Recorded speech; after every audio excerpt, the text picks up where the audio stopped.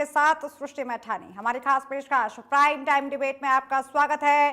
प्रदेश की 7 सीटों पर 13 नवंबर को उपचुनाव के लिए मतदान होगा। उपचुनाव के लिए कांग्रेस बीजेपी के साथ बीएसपी आरएलपी ने यहाँ पर त्रिकोणीय मुकाबला बना दिया है। हालांकि पूर्व के चुनावी आंकड़े देखें तो 2 सीटें ऐसी हैं जहां बीजेपी और बीएसपी में सीधा मुकाबला रहेगा। वहीं एक सीट पर बीजेपी का मुकाबला आरएलपी से है। इसके अलावा बाकी 3 सीटों पर कांग्रेस और भाजपा में सीधा मुकाबला बनता हुआ दिख रहा है। हालांकि 2 सीटों पर निर्दलीय के चुनावी मैदान में होने से कांग्रेस और बीजेपी दोनों ही पार्टियों को कड़ी चुनौती मिलेगी। इस चुनाव में कांग्रेस और बीजेपी को बागियों से तो बीजेपी को भीतरघात का खतरा हो ही सकता है। इधर बीजेपी नेता सतीश पूनिया ने रामगढ़ में चुनावी सभा को संबोधित करते हुए विकास के नाम पर वोट मांगे हैं। पूनिया ने कहा कि कांग्रेस ने देश और प्रदेश का बंटाधार करने का काम किया है। कांग्रेस के लोगों ने हमेशा संप्रदाय और जाति की राजनीति की है, जबकि बीजेपी विकास में यकीन रखती है। केंद्रीय मंत्री भूपेंद्र यादव भी रामगढ़ की चुनौती सभा में कांग्रेस पर जमकर बरसे हैं। उन्होंने कहा कि बीजेपी लोगों के सम्मान और सुरक्षा की राजनीति करती है। तो वही सीएम भजनलाल शर्मा कल टोंक में चुनावी सभा करेंगे और इन सभी के बीच सवाल बड़े उठते हैं। सवाल उठता है कि उपचुनाव के दंगल में किसका मंगल होगा। सियासी रण में बीजेपी और कांग्रेस की क्या रणनीति रहेगी? क्या बीजेपी का विकास का दावा भारी रहेगा? क्या ये जीत की चाबी बनेगा? और क्या कांग्रेस इस प्लान के तहत चुनावी मैदान में उतरी है? और सवाल ये भी है कि पॉलिटिकल पार्टीज कास्ट फैक्टर विकास के दावे सहानुभूति को किस हद तक कैश कर पाएगी। आज की प्राइम टाइम डिबेट इसी मुद्दे पर केंद्रित है और चर्चा में हमारे साथ जयपुर स्टूडियो से कुछ खास मेहमान भी जुड़ेंगे।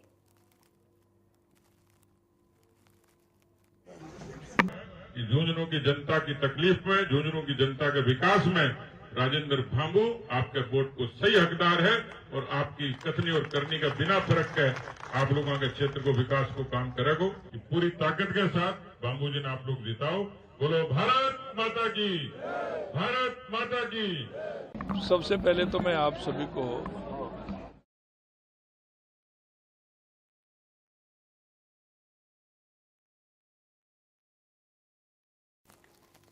तो उपचुनाव का दंगल और इस पे मंगल किसका होगा, ये बड़ा सवाल यहाँ पर है, क्योंकि कई सीट उपचुनाव की सीधे सीधे मुकाबले में दिख रही है बीजेपी और कांग्रेस के बीच। तो वहीं कई सीट ऐसी है जहां पर त्रिकोणीय मुकाबला रहेगा बीएसपी और आरएलपी की वजह से। और देखा जाए तो कई सीटों पर निर्दलीय भी चुनौती बड़ी कर रहे हैं। तो प्रदेश की 7 सीटों पर 13 नवंबर को उपचुनाव के लिए मतदान होना है और ऐसे में मतदान से पहले कई टैक्टिक्स पॉलिटिक्स सामने आ रही है, कई रणनीतियां पार्टी बना रही हैं। विकास का दावा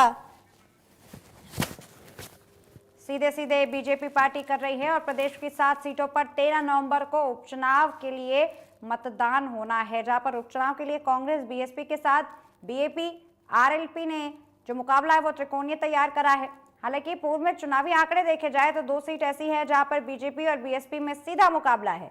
तो वही एक सीट पर बीजेपी का मुकाबला आरएलपी से है। इसके अलावा बाकी 3 सीटों पर कांग्रेस और भाजपा सीधे मुकाबले में दिख रहे हैं। हालांकि 2 सीटों पर निर्दलीय के चुनावी मैदान में होने से कांग्रेस और बीजेपी दोनों पार्टियों को कड़ी चुनौती मिल सकती है। तो वही इस चुनाव में कांग्रेस और बीएपी को बागियों से तो खतरा है ही है, तो वही बीजेपी को भीतरघात से खतरा नजर आ रहा है। इधर बीजेपी नेता सतीश पूनिया ने रामगढ़ में चुनावी सभा को संबोधित करते हुए विकास के नाम पर वोट मांगे हैं। पूनिया ने कहा कि कांग्रेस ने देश और प्रदेश का बंटाधार कर दिया है। कांग्रेस के लोगों ने हमेशा संप्रदाय और जाति की राजनीति की है, जबकि बीजेपी विकास में यकीन करती है। केंद्रीय मंत्री भूपेंद्र यादव भी रामगढ़ की चुनावी सभा में कांग्रेस पर जमकर बरसे। उन्होंने कहा कि बीजेपी लोगों के सम्मान और सुरक्षा की राजनीति करती है। तो वहीं सीएम भजनलाल शर्मा कल टोंक में चुनावी सभा करेंगे। इन सब के बीच सवाल ये उठते हैं कि उपचुनाव के दंगल में किसका मंगल रहेगा। सियासी रण में बीजेपी और कांग्रेस की रणनीति आखिर क्या रहेगी? क्या बीजेपी का विकास का दावा उसकी जीत की चाबी बनेगा? तो वहीं कांग्रेस किस प्लान के तहत चुनावी मैदान में उतरी है? सवाल ये भी है कि पॉलिटिकल पार्टीज में ये कास्ट फैक्टर विकास के दावे समीकरण सहानुभूति को किस हद तक कैश कर पाएगी। और आज की इस प्राइम डिबेट में यही मुद्दे केंद्र रहेंगे, चर्चा का विषय रहेंगे। तो यहाँ पर त्रिकोणीय मुकाबला देखने को मिलेगा। यहाँ पर विकास की बयार को लेकर दावा कर रही है बीजेपी कि यहाँ पर 7 की 7 सीट जीतेंगी। हालांकि यहाँ पर जो पुराना ट्रैक रिकॉर्ड देखा जाए वो उपचुनावों को लेकर राजस्थान में बीजेपी का खास अच्छा नहीं रहा है। वहीं आंकड़े भी देखे जाए तो सलूम्बर सीट के अलावा यहाँ पर बीजेपी के पास बाकी सीटों पर वो जीत की मोहर नहीं थी। तो वहीं अब उन सीटों पर जब इस बार उपचुनाव हो रहा है तो इतना ज़्यादा कॉन्फिडेंस की वजह यहाँ पर क्या है, या आत्मविश्वास यहाँ पर किस बात की तस्दीक दे रहा है? क्या यहाँ पर जो प्रसार प्रचार की रणनीति अपनाई गई है वो बीजेपी के काम आएगी, या फिर अब जो विकास का दावा कह दिया गया है वो यहाँ पर पेश है?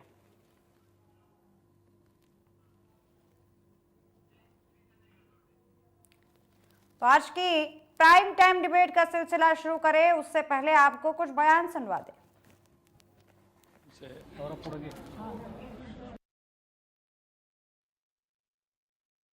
अभी राजस्थान के अंदर 7 सीटों पर उपचुनाव होने जा रहे हैं और इसको लेकर क्या कहते हैं? देखिए, इन उपचुनाव का जहां तक सवाल है, पार्टी ने एक प्रारंभिक बढ़त इस तौर पर बनाई है कि उम्मीदवारों का चयन अपेक्षाकृत हमारे यहाँ ठीक हुआ है। जो जीतने में सक्षम है उन्हीं पर पार्टी ने दाव लगाया है। दूसरा पक्ष है पार्टी का संगठन। जहां कांग्रेस धरातल पर नहीं है वहां पार्टी का एक उत्कृष्ट संगठन इन 7 ही विधानसभाओं में पार्टी ने खड़ा किया है। सत्येंद्र सिंह ने भाजपा पर निशाना साधते हुए कहा कि एक जो नारा चल रहा है कि कटोगे तो आगे, बटोगे तो आगे बढ़ो, इस तरह के जो नारे जो चल रहे हैं उसको लेकर क्या बोलते हैं, क्या कहना चाहिए? देखिए, कांग्रेस इस देश में जो राजनीति करने का उनका तरीका था वो था वोट बैंक की राजनीति। धर्म की, संप्रदाय की, पंथ की और जाति की राजनीति कांग्रेस ने करी। मोदी जी जब सबका साथ, सबका विकास, सबका विश्वास और सबका प्रयास कहते हैं तो मंशा यही है कि सभी कौमों को जोड़ के चले, और हमें खूबी है कि हमें 36 कौम का वोट मिलता है। तो वहीं इस सब पूरे मुद्दे पर तफसील से चर्चा के लिए हमारे साथ हमारे विशेष मेहमानों का पैनल जुड़ चुका है। सबसे पहले आपसे उनका तारुफ करा दूं। हमारे साथ डॉक्टर चेतन राज पुरोहित जी, बीजेपी नेता है, जुड़ चुके हैं। सर, आपका बहुत बहुत स्वागत है। उसके अलावा मनीष देव जोशी जी, कांग्रेस नेता है, इस चर्चा का हिस्सा बन चुके हैं। सर, आपका भी बहुत बहुत स्वागत।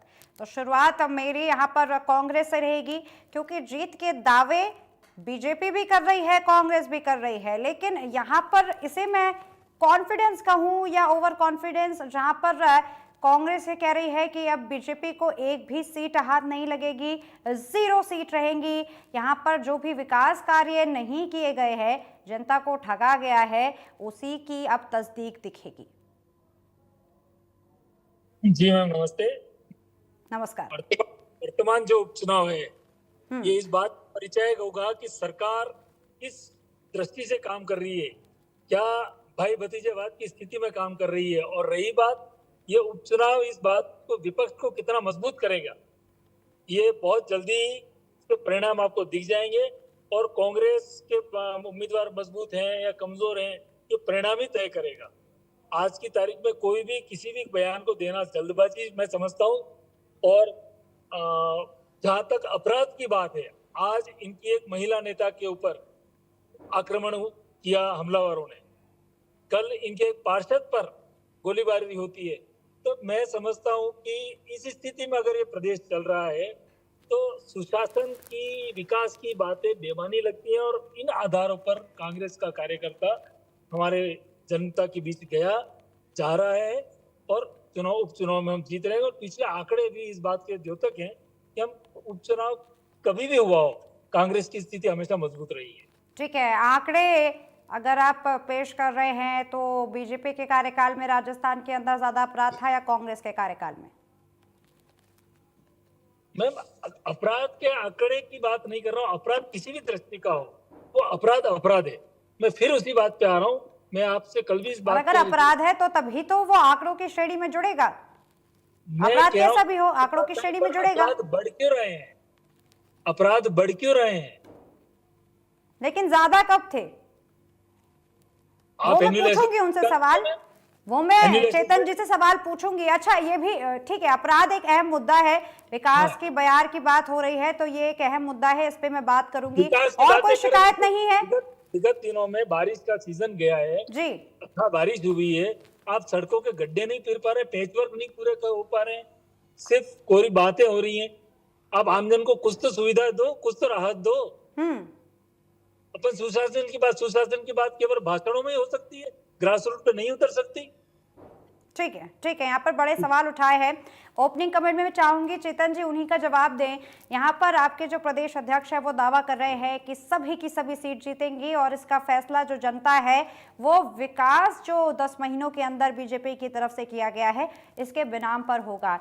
लेकिन क्या आपको नहीं लग रहा कि अगर डेंगू मलेरिया की बात की जाए तो विकास के इतर तस्वीरें कुछ और बोल रही हैं? वार्ड के अंदर जो आंकड़े हैं डेंगू मलेरिया में, जिस तरह से शासन फेल हो रहा है उनको कंट्रोल करने में, यहाँ पर विकास और इसकी बातें अलग अलग छट जा रही हैं। क्या यहाँ पर अपराध जिस तरह से बढ़ रहा है, आपके खुद जनप्रतिनिधियों पर हमला हो रहा है, क्या यहाँ पर बात छट जा रही है? जो रोजगार आपने कहा कि रोजगार हम दे रहे हैं, ठीक है, पब्लिक प्राइवेट रोजगार ठीक है, लेकिन जो 55,000 आंकड़े हैं बेरोजगारी के, उन पर कब आप नजर डालेंगे चेतन जी? सबसे पहले तो मैं आंकड़ों की बात ही करता हूँ। हमारे कांग्रेस के मित्र ने भी कहा आंकड़ों पे 2023 के विधानसभा चुनाव के अंदर 84 में कांग्रेस पार्टी तीसरे नंबर पर रही और 28,120 मत प्राप्त हुए केवल मात्र विधानसभा क्षेत्र में। इसी प्रकार से क्यूंसर में पता है आपको कांग्रेस को कितने मत मिले? 27,763 मत मिले। बीजेपी को मिले 77,433 और आरएलपी को मिले 79,492। ऐसा क्यों होता है? ऐसा इसलिए होता है कांग्रेस इस राजस्थान की धरती पर अप्रासंगिक हो गई है। क्यों हो गई है? क्योंकि कांग्रेस हमेशा दो ही कामों पे चलती है, बांटो और राज करो। तुष्टीकरण कांग्रेस की रग रग में भरा हुआ है। इनकी मोहब्बत की दुकान में जो सामान बेचा जाता है वो अपीजमेंट का बेचा जाता है, तुष्टीकरण का बेचा जाता है। तो धर्म और जाति को देख करके जो सरकार निर्णय करती है, कानून व्यवस्था के समय की बात करें तो पहले ये देखा जाता था थानों में कि व्यक्ति का नाम क्या है, जाति क्या है, धर्म क्या है। वो सरकार इसीलिए राजस्थान के अंदर फेल हुई और राजस्थान की जनता ने इनको राजस्थान से विदाई कर दी। और हरियाणा में भी ये हुआ। इन्होंने हमेशा कंधे ढूंढने का प्रयास किया कांग्रेस पार्टी ने, क्योंकि अपने बलबूते पर चुनाव नहीं लड़ सकते। ट्यूसर में हनुमान जी बेनीवाल के पीछे बहुत घूमे, बहुत मिन्नतें की, लेकिन हनुमान जी को पता था कि अगर मैं कांग्रेस के साथ गया, कांग्रेस से समर्थन लिया तो मेरा अस्तित्व और खत्म हो जाएगा। इसी प्रकार से 84 सलमपुर में राजकुमार जी रोत, जिन्होंने ये कहा था अभी 10 दिन पहले कि मैंने लोकसभा में कभी भी कांग्रेस से समर्थन नहीं मांगा, कांग्रेस ने आगे बढ़ करके हमारे को समर्थन देने की घोषणा की। इसीलिए की थी कांग्रेस ने, ताकि आने वाले विधानसभा चुनाव में जो सीटें खाली हुई है 2 या खाली, अगर राजकुमार जी एमपी बन जाते हैं तो इनकी सीट पे हम लोगों को राजकुमार जी समर्थन दे देंगे, हम हमारा विधायक जिता लेंगे। लेकिन राजकुमार जी ने भी इनको आईना दिखा दिया। उन्होंने कहा नहीं, हम आपके साथ नहीं जाएंगे क्योंकि आपके साथ जाने से हमें नुकसान है। तो कांग्रेस पार्टी राजस्थान के अंदर जो स्थिति वर्तमान में आज की डेट में है, ना तो इनके पास संगठन है, ना इनके पास बताने के लिए कुछ है। भारतीय जनता पार्टी का कार्यकर्ता तो बीजेपी भी हो रही है चेतन जी। मैं आता हूँ। भारतीय जनता पार्टी का कार्यकर्ता जब 15 दिन से गांव गांव ढाणी ढाणी घूम रहा है तो हमारे पास बताने के लिए बहुत कुछ है। 10 महीने में माननीय मुख्यमंत्री जी भजन लाल जी ने इस राजस्थान की जनता की सेवा करने के लिए जो संकल्प पत्र में हमने वादे किए थे और किन किन को हमने पूरा किया, ये हम बता रहे हैं। और जनता विश्वास तब करती है जब जनता को वास्तव में जमीनी धरातल पर उस चीज का फायदा मिलता है और राहत मिलती है। नहीं तो जनता कोई समर्थन नहीं करती। झूठा कांग्रेस का झूठा नारा था पिछली बार। संकल्प पत्र में वादे तो बहुत और भी थे ना, यहाँ पर एमएसपी पर तो कोई बात नहीं छेड़ी गई है। मैं बताता हूँ आपको, एमएसपी बताता हूँ। गेहूं के ऊपर एमएसपी की बात हमने की। हमने 125 रुपए बोनस प्रति क्विंटल बोनस देने की बात की, वो हमने लागू कर दिया। हमने किसानों को राहत दी है। हमने 6,000 की जगह किसान सम्मान निधि 8,000 किया। 2,000 राज्य सरकार ने अपने तरफ से मिलाया। हमने सामाजिक सुरक्षा पेंशन योजना इसको 1150 की। हमने 60,000 नए पेंशनर्स को जोड़ा है राजस्थान की धरती पर। इन सभी शब्दों में से एक बार भी मुझे एमएसपी शब्द नहीं सुनाई दिया चेतन जी। हाँ, मैं बता रहा हूँ ना, एमएसपी के ऊपर गेहूं के अंदर 125 रुपए प्रति क्विंटल बोनस देने का काम राज्य सरकार ने माननीय भजन लाल जी के नेतृत्व में किया है और वही हमने काफी लागू है। किया है उसको। और आता हूँ आगे, और आता हूँ। आपने कानून व्यवस्था की बात की। कानून व्यवस्था की बात, ये भारतीय जनता पार्टी की सरकार है, माननीय मुख्यमंत्री भजन लाल जी के नेतृत्व में चल रही है। मैंने पहले भी कहा था, कांग्रेस राज के अंदर जाति और धर्म देख कर निर्णय लिए जाते थे, इसीलिए इनके कांग्रेस का पार्षद 2 साल तक फरार रहता है दंगों के अंदर, उसके बाद में वो रोजा इफ्तार की पार्टी करता हुआ पाया जाता है सीएमओ के अंदर, सीएमआर के अंदर। ये कांग्रेस की कथनी और करनी थी। और भारतीय जनता पार्टी क्या करती है? भारतीय जनता पार्टी तुरंत कार्रवाई करती है। चाहे पेपर लीक देख लीजिए, कल ही एसीबी ने FIR लॉन्च की कांग्रेस सरकार के एक मंत्री के खिलाफ। चलिए, बड़ी बात आपने यहाँ उठाई है और इसी को मैं आगे ले जाना भी चाहती हूँ। यही मेरा सवाल रहने वाला था महेश जी से। भारतीय जनता मनीष पार्टी की जी, सरकार एंटी करप्शन पर जी। और कानून व्यवस्था पर काम कर रही है। पुलिस के अंदर महिला डेस्क किसने बनाई? 174 थानों में इसी सरकार ने माननीय भजन लाल जी के नेतृत्व में बनाई है। एंटी गैंगस्टर टास्क फोर्स किसने बनाई? ठीक है, मैं चाह रही हूँ, वक्त बहुत है, यहाँ पर तफसील से हर मुद्दे पर एक एक करके बात करेंगे तो ज्यादा बेहतर होगा।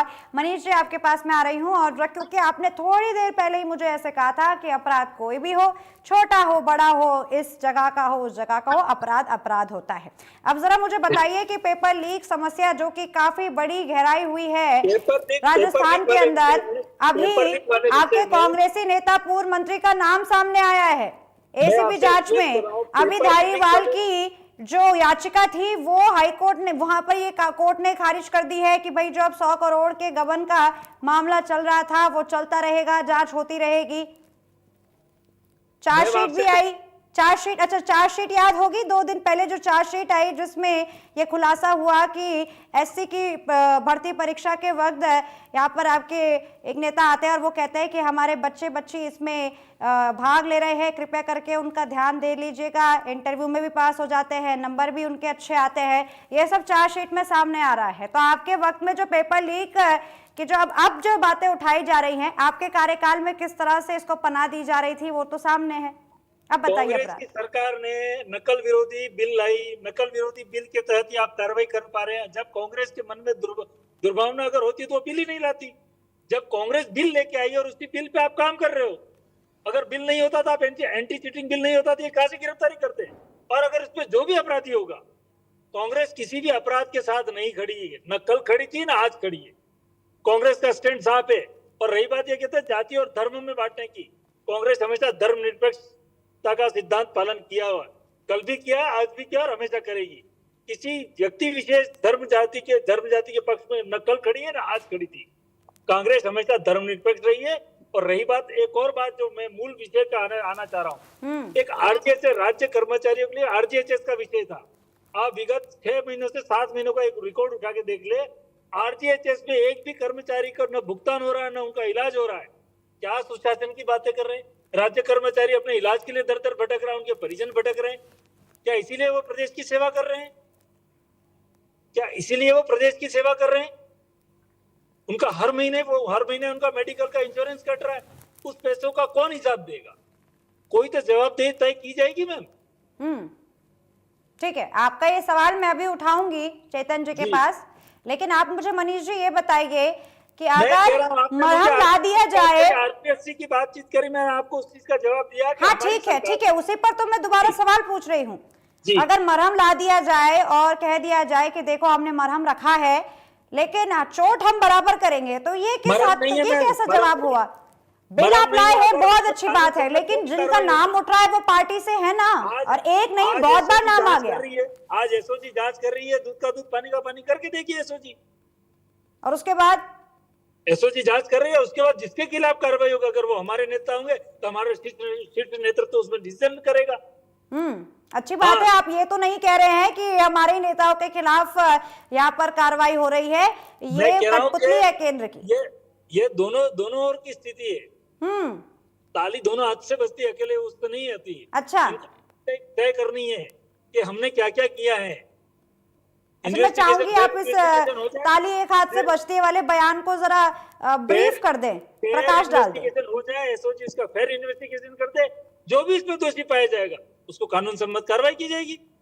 कुछ तो वजह होगी कि हाई जो कोर्ट है वो धारीवाल जी की पिटीशन को रद्द कर रहा है। कोई तो वजह है कि यहाँ पर एक के बाद एक आपके नेताओं का नाम सामने आ रहा है। इस पर कौन जिम्मेदारी लेगा? हाईकोर्ट ने ही पहले इस पर स्टे दिया था, ठीक है, और इस संबंध में आगे अपील की जा रही है। हाँ ठीक है, यहाँ पर अपनी बात तो यहाँ पर मनीष जी ने रख दी, लेकिन इसके साथ एक बड़ा सवाल उठाया है। चेतन जी आपके पास आ रही हूं मैं।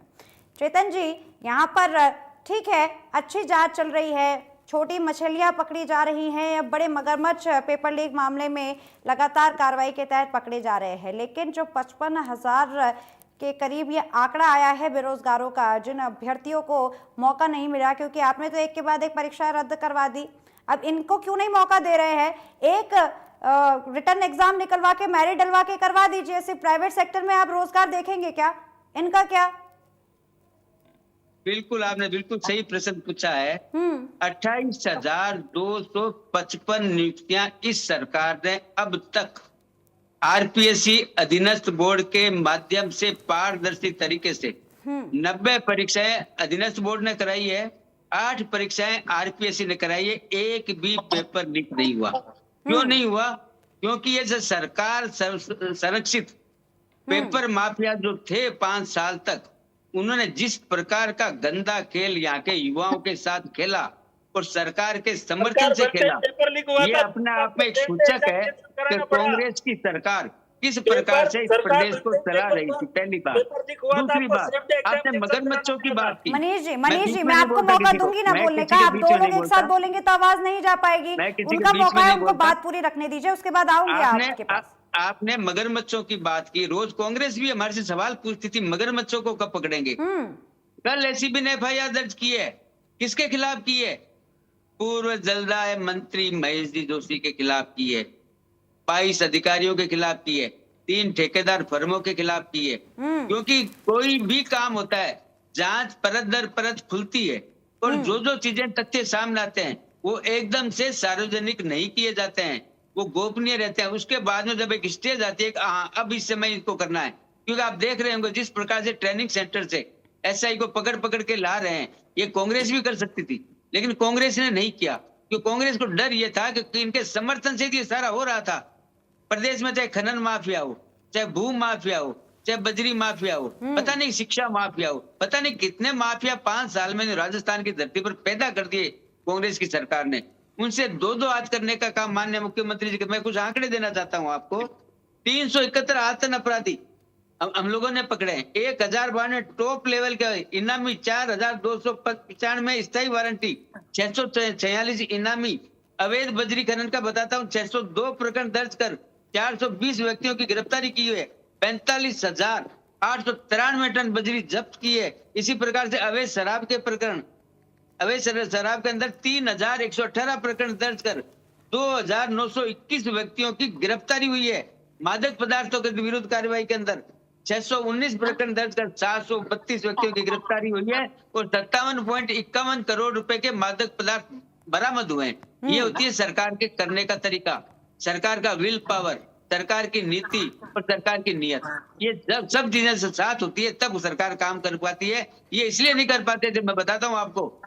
प्रदेश के मुख्यमंत्री जी प्रेस कॉन्फ्रेंस करके कहते हैं मैंने आरपीएससी का मेंबर नियुक्त कर दिया, मैं उसके बारे में जानता नहीं था, मैंने नोट शीट पढ़ी नहीं, मेरे से बहुत बड़ी गलती हो गई।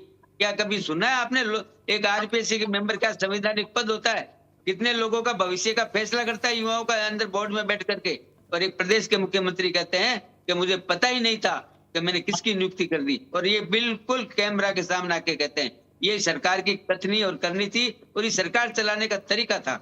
जिस प्रकार से लाठी तंत्र इन्होंने स्थापित किया था, डॉक्टरों के लाठीचार्ज, वीरंगनाओं पे लाठीचार्ज, शिक्षकों पे लाठीचार्ज, युवाओं पे लाठीचार्ज, किसानों पे लाठीचार्ज, ऐसा कोई सगा नहीं जिसको कांग्रेस ने ठगा नहीं, ठगने का काम किया।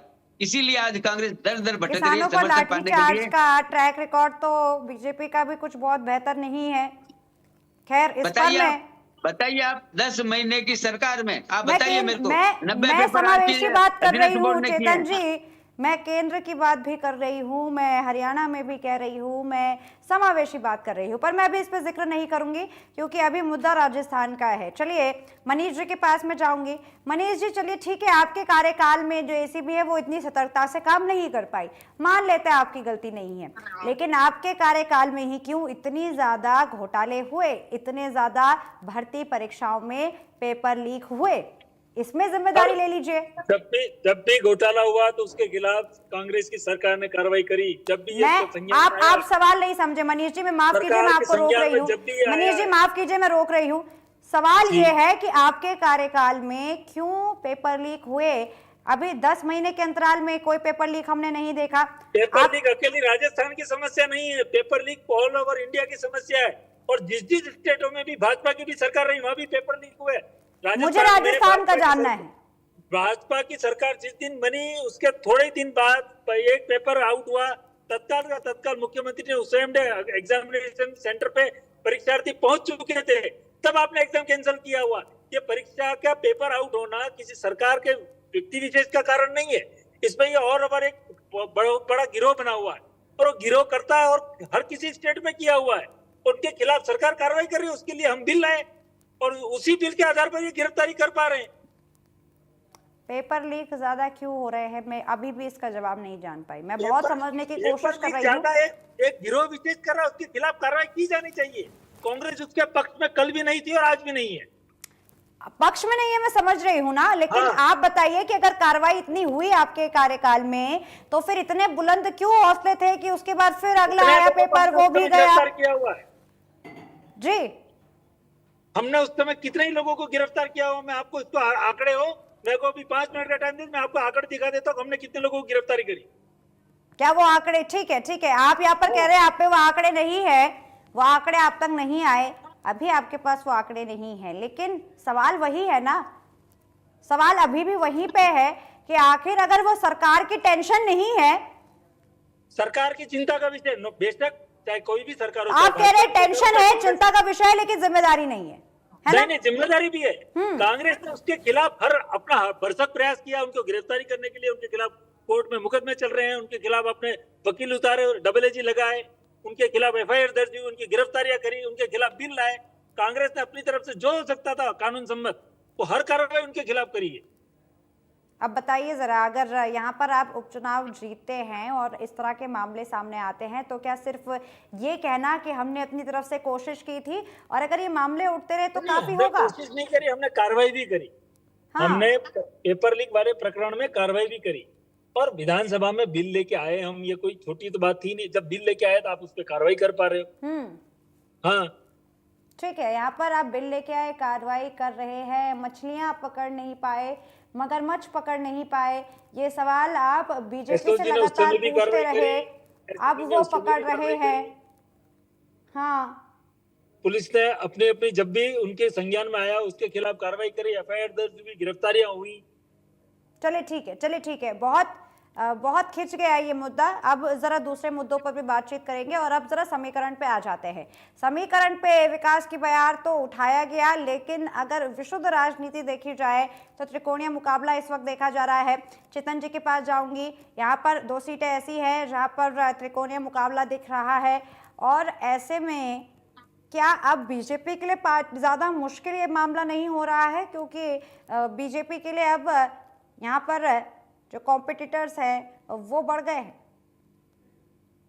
देखिए, भारतीय जनता पार्टी जब भी चुनाव के अंदर जाती है, चाहे वो वार्ड पार्षद का चुनाव हो और चाहे विधानसभा का हो चाहे लोकसभा का हो, हम लोग पास्ट प्रैक्टिस देखते हैं। हम लोग ये देखते हैं कि अगर हम चुनाव हारे हैं तो हम चुनाव क्यों हारे, हम हमारी कमियों को ढूंढते हैं, हमारी समीक्षा करते हैं, बूथ को देखते हैं, बूथ में हम पीछे रहे तो क्यों पीछे रहे, हम पूरी मेहनत करते हैं, हमारा कार्यकर्ता मेहनत करता है, उस मेहनत के बलबूते पर और सरकार के द्वारा किए गए लोक कल्याणकारी कामों को लेकर के, और केंद्र सरकार माननीय प्रधानमंत्री जी के नेतृत्व में लोक कल्याण को लेकर जनता के बीच में जाते हैं। हम कभी भी ये, कांग्रेस की दिक्कत क्या आपको पता है? कांग्रेस की दिक्कत ये है कि कांग्रेस पार्टी कभी भी यथार्थ पे विश्वास नहीं करती है। जब चुनाव हारते हैं तो ईवीएम खराब, चुनाव आयोग खराब, लोकतांत्रिक, ये अपने कभी ये नहीं देखते कि हमारे कार्यकर्ता नहीं है, हमारे पास संगठन नहीं है, हमने राजस्थान की जनता के लिए कुछ किया नहीं है। राजस्थान की जनता को करके दिखाया नहीं है। और जिस हल्केपन से हमारे कांग्रेस के मित्र पेपर लीक प्रकरण को ले रहे हैं, ये साबित करता है कि कांग्रेस के राज में 5 साल तक इसी प्रकार से इन पेपर लीक को हल्केपन से लिया गया और अपने लोगों की संलिप्तता के कारण से, सरकार संरक्षित अपराध होने के कारण से इन लोगों ने 5 साल तक उन लोगों को सीखों के पीछे नहीं भेजा, उनको बर्खास्त नहीं किया, उनकी गिरफ्तारी नहीं की और इनके हौसले बढ़ते गए और एक के बाद एक पेपर लीक होते गए और ये श्रृंखला चली और 22 पेपर लीक हो गए।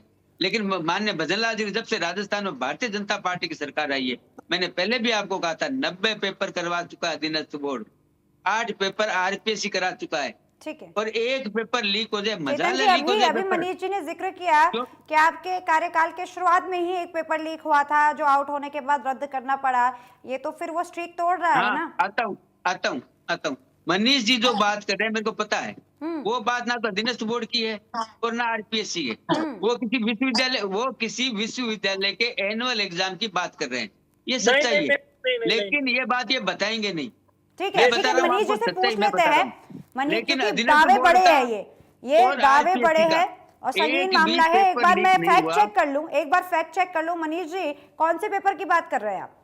पीएससी का पेपर लीक हुआ था, पीएससी का, बीएससी का, पीएससी पब्लिक सर्विस कमीशन का कोई पेपर लीक हुआ था और उसी को निरस्त किया था सरकार ने सेम डे एग्जाम से। आता हूँ बिल्कुल। अगर मनीष जी ये बात कह रहे हैं, आरपीएससी में विभिन्न विषयों के अलग अलग प्राध्यापक नियुक्त होते हैं, सभी सब्जेक्टों के, चाहे वो 135 सब्जेक्ट है, चाहे वो 130 सब्जेक्ट है।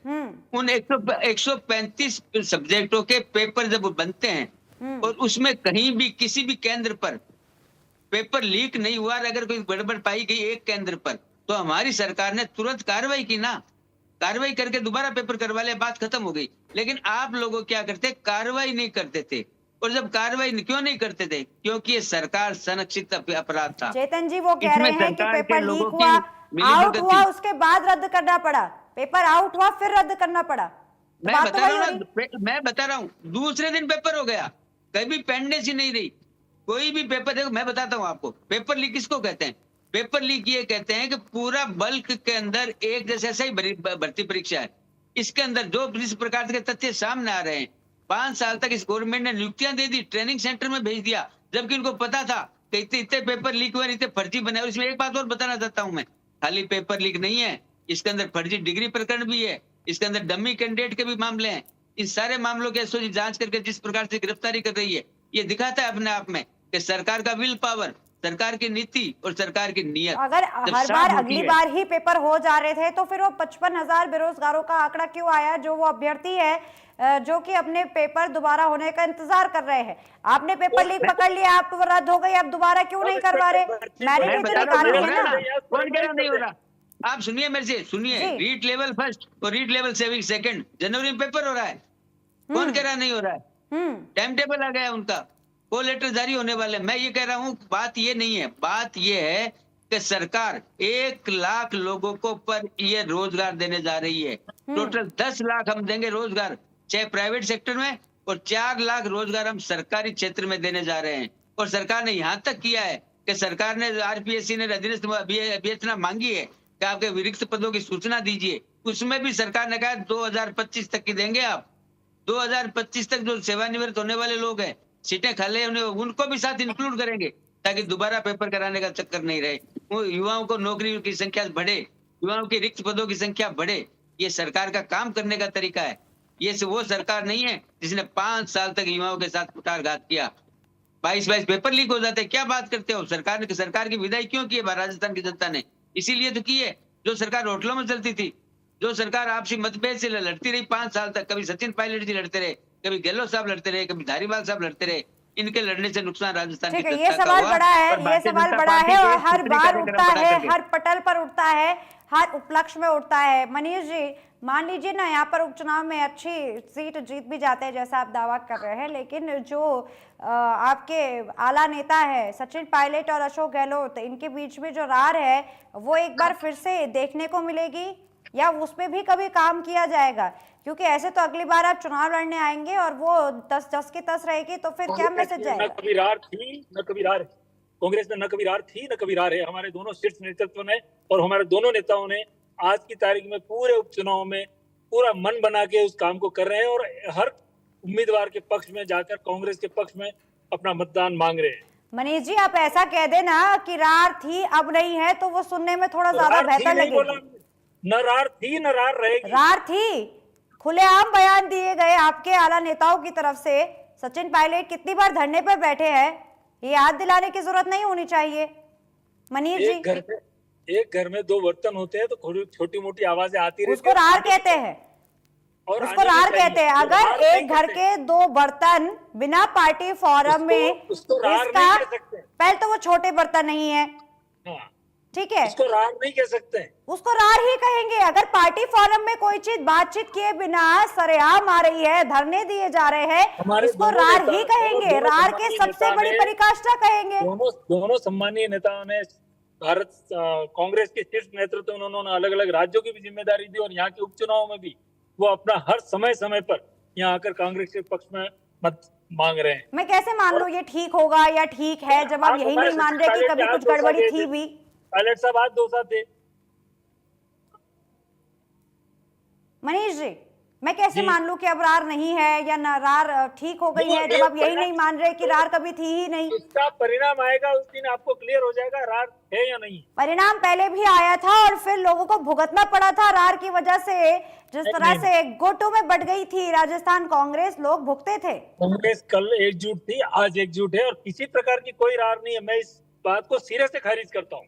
ठीक है, यहाँ पर चेतन जी, मनीष जी कह रहे हैं कि कोई रार थी ही नहीं, जबकि ये सबसे बेहतरीन एग्जाम्पल्स उदाहरणों में दिया जाता है। राजस्थान सरकार कांग्रेस की जो रही थी उस वक्त, वो कांग्रेस के अंदर रार में सबसे ऊपर के उदाहरण में रहती है।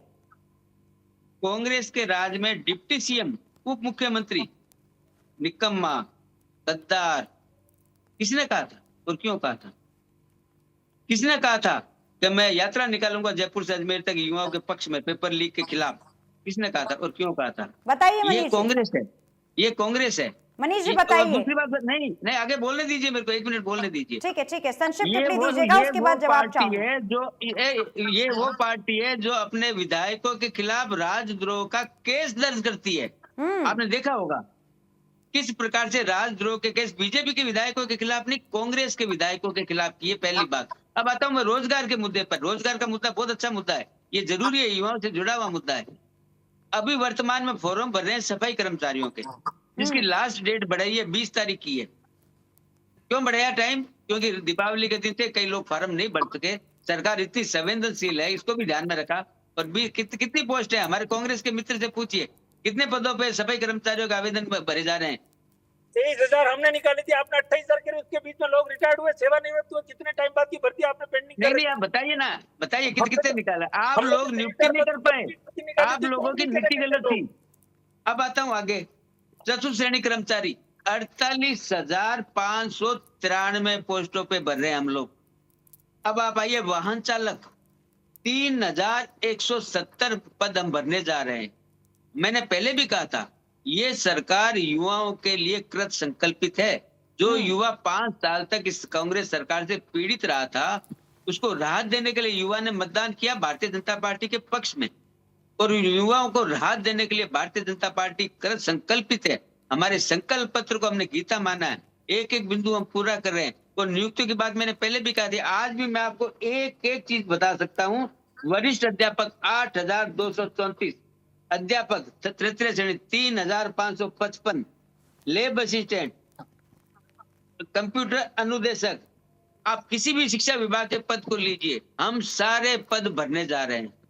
क्यों भरने जा रहे हैं? क्योंकि ये डबल इंजन की सरकार है। हम कभी ये रोना नहीं रोते हैं कि हमारे पास पैसा नहीं है, हम कभी ये रोना नहीं रोते हैं कि केंद्र सरकार पैसा नहीं देती है, क्योंकि पैसा सारा लूट करके खा गए राजस्थान का। और जब लूट करके पैसा खा गए तो जनता को राहत देने के लिए इनके पास कुछ नहीं बचा था। और जाते जाते 6 महीनों में जिस प्रकार से रेवड़ियां बांटने का प्रयास इन लोगों ने किया था, वो भी जनता ने नकार दिया। चुनाव के अंदर जनता ने कहा था 4.5 साल तक आपकी नींद नहीं खुली, और मतदान होने से 4 महीने पहले आपकी नींद खुली है जनता के लिए। तो जनता ने आपको नकार दिया और वहीं भेज दिया कांग्रेस पार्टी को, जहां से कांग्रेस पार्टी सत्ता में आई थी। और आज रेवड़ी भारतीय पहली जनता पार्टी की केंद्र में भी सरकार है और राज्य में भी सरकार है, डबल इंजन की सरकार है। ईआरसीपी की बात करिए ना आप, ईआरसीपी बहुत बड़ा मुद्दा था कांग्रेस के टाइम में। कांग्रेस के मुख्यमंत्री, मध्य प्रदेश के मुख्यमंत्री कांग्रेस के कमलनाथ जी को पत्र लिखते थे, कमलनाथ जी इनके 6 पत्रों का जवाब नहीं देते थे। क्यों नहीं देते थे? कि उनकी आपस की लड़ाई। भारतीय जनता पार्टी सरकार ने 1 महीने के अंदर एमओयू करके दिखा दिया। यमुना जल समझौते पर हरियाणा की कांग्रेस क्या कहती है? हरियाणा की कांग्रेस ये कहती है कि हम इसको रद्द करेंगे। ठीक है, इसके यमुना जवाब, जल इसके से जवाब यमुना ले जल लिए जाए। समझौते को कांग्रेस सवालों की छड़ी बहुत लंबी पार्टी हो गई है, अपने इसके घोषणा जवाब। पत्र में लिखती है हाँ, कि हम ये यमुना जल समझौते को रद्द करेंगे। ये ठीक है। वही कांग्रेस पार्टी है जो हरियाणा में राजस्थान के हितों के खिलाफ बोलती है और यहाँ आकर के वोट मांगती है। ठीक है, ठीक है। मनीष जी के पास जाऊंगी। मनीष जी, देखिए, मैं तो कोई भी सवाल नहीं छोड़ूंगी। सबसे पहले तो आप मुझे उसी का जवाब देंगे कि आपके कार्यकाल में गद्दार, राजद्रोह और जो बतौर धरने निकाले जा रहे थे, रैली निकाली जा रही थी, यात्रा निकाली जा रही थी, वो कहाँ से आया था अगर अंतरकला नहीं है? दूसरा, ये जो सवाल उठाए गए हैं, तो आप भी बता दीजिए आपके कार्यकाल में क्या काम हुआ है, या आप क्या कर देंगे उपचुनाव में जीतकर? ईआरसीपी का वाला मुद्दा बहुत अच्छी बात, चेतन जी ने बहुत अच्छी बात उठाई ईआरसीपी की। ईआरसीपी का विषय कमलनाथ जी के टाइम में दिया था, उसका जवाब भी सरकार के पटल पर रखा था। रही बात, उसके बाद शिवराज सिंह जी हमारी सरकार को गलत तरीके से, और आदरणीय मोदी जी ने गलत तरीके से सरकार को गिरा के काबिज हुए। उस समय शिवराज सिंह जी के पास कितनी बार मेमोरेंडम गया था? हमारे WR के चीफ इंजीनियर, हमारे जो ईआरसीपी के जो प्रोजेक्ट इंजीनियर थे, मैंने कमलनाथ जी बोला है, शिवराज सिंह जी नहीं बोला है। मैं आपसे बात पूरी कर रहा हूँ। जब शिवराज जी लास्ट टाइम में शिवराज जी थे, कमलनाथ जी को आपने पूरी सरकार नहीं चलाने दी, रातों रात आपने विधायक तोड़ के सरकार बनाई है। वो तो जानकारी में है ना आपको। मैं कह रहा हूँ कमलनाथ जी ने रिप्लाई नहीं दिया 6 पत्रों का, ये माननीय मुख्यमंत्री जी ने कहा है, माननीय कांग्रेस के मुख्यमंत्री जी ने कहा है कि वो हमें जवाब नहीं दे रहे हैं। आपको सिर्फ और सिर्फ पॉलिटिकल माइलेज लेना था ईआरसीपी वाले विषय में। ईआरसीपी वाले, क्या ईस्टर्न राजस्थान को उस समय पानी की जरूरत नहीं थी और आज पानी की जरूरत है? ईआरसीपी वाले विषय में अशोक गहलोत सरकार ने कितनी बार इसको कदम उठाए थे, कितनी बार उससे एनओसी मांगी थी केंद्र सरकार से कि भाई ये दोनों स्टेटों का समझौता हो जाए ताकि ईस्टर्न राजस्थान को पानी मिल जाए। उस समय की आपकी आवश्यकता नहीं थी, क्योंकि आपको पॉलिटिकल माइलेज लेना था। उस समय मिल नहीं सक रहा था पॉलिटिकल माइलेज, क्योंकि अशोक गहलोत को क्रेडिट मिल जाती है ईआरसीपी का ये काम होते ही। जैसे ही सरकार बनती, आप 15 दिन में दोनों मुख्यमंत्री एक टेबल पे आके बैठ के साइन कर देते। उस समय ऐसी कौन सी आफत आ पड़ी थी कि आप इस मुद्दे पर एक नहीं हो पा रहे थे? आप ये बोलिए कि उस समय आका का आदेश नहीं था कि आपको ये करना है। ठीक है, ठीक है, यहाँ पर ये बात क्लियर हो गई। अब मुझे बताइए, जिस तरह से राइजिंग राजस्थान के तहत एक के बाद एक दौरे किए जा रहे हैं, एमओयू साइन किए जा रहे हैं, रोजगार की नई नीतियाँ सामने आ रही हैं, क्या आप स्वागत करते हैं इस चीज़ का, मनीष जी? बहुत जल्दी इसका दूध का दूध और पानी का पानी आ जाएगा। ये जितने भी, मैंने कल भी आपसे एक बात करी थी और आज भी कह रहा हूँ कि जितने भी एमओयू होते हैं, जो भी बड़ी कंपनी आती हैं, जितने दावे होते हैं उसका 10% हकीकत पे आता है, चाहे किसी भी सरकारों में हुआ हो। ये रोजगार की बातें करते, क्या नरेगा में काम वाले को रोजगार नहीं कह सकते? इसके लिए बकायदा ठोस कदम सरकारी कर्मचारियों को कितने दिए हमने, प्राइवेट कंपनी में कितने दिए, इन बातों को लेकर आया जाता है। फिर कोड़े आंकड़ों से काम नहीं देखिए, चलता। बात वही हो जाती है ना। ऐसे तो फिर आपने भी पेपर लीक के लिए बतौर कानून लाया। अब कानून लाने के बाद कितना उस पर काम होता है नहीं होता है, वो सरकार पर डिपेंड करता है। आपकी बारी में नहीं हुआ, अब हो रहा है, तो क्या पता जो खाका है निवेश करने के लिए पहले एमओयू साइन करना पड़ेगा। अब आपके कार्यकाल में हुए नहीं हुए, अब हो, तो आप थोड़ा ऑप्टिमिस्टिक तो रहिए। और राजस्थान आपका भी है, अगर होता है यहाँ पर विकास तो क्या दुविधा। मनीष जी,